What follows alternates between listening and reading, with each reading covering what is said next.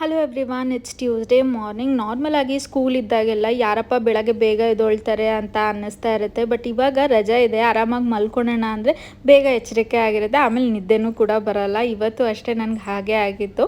ಇನ್ನು ಹೇಗೂ ಎದ್ದಿದ್ದೆ ಅಲ್ವಾ, ಫ್ರೆಶ್ ಅಪ್ ಎಲ್ಲ ಆಗಿ ತಿಂಡಿಗೂ ಕೂಡ ರೆಡಿ ಮಾಡಿಕೊಂಡೆ. ಇನ್ನಿವತ್ತು ತಿಂಡಿಗೆ ಮಸಾಲೆ ದೋಸೆ ಮಾಡೋಣ ಅಂದ್ಕೊಂಡೆ. ಚಟ್ನಿ ಏನು ಮಾಡೋಕ್ಕೆ ಹೋಗಲಿಲ್ಲ, ಬಿಕಾಸ್ ರೀಸೆಂಟಾಗಿ ನಾನು ಬಸವೇಶ್ವರ ಖಾನಾವಳಿಗೆ ಹೋಗಿದ್ದೆ.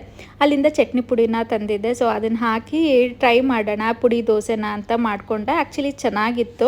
ಇನ್ನು ಮಕ್ಕಳು ಎಷ್ಟು ಬೇಗ ಬೆಳೀತಿರ್ತಾರೆ ಅಲ್ವಾ. ನಾರ್ಮಲ್ ಆಗಿ ಸುಮ್ಮನೆ ಹಾಗೆ ಸ್ವಿಮ್ಮಿಂಗ್ ಪೂಲಿಗೆ ಕರ್ಕೊಂಡು ಹೋಗೋಣ ಅಂತ ಅರೌಂಡ್ 12 ಹಂಗೆ ಕರ್ಕೊಂಡು ಹೋಗಿದ್ದೆ.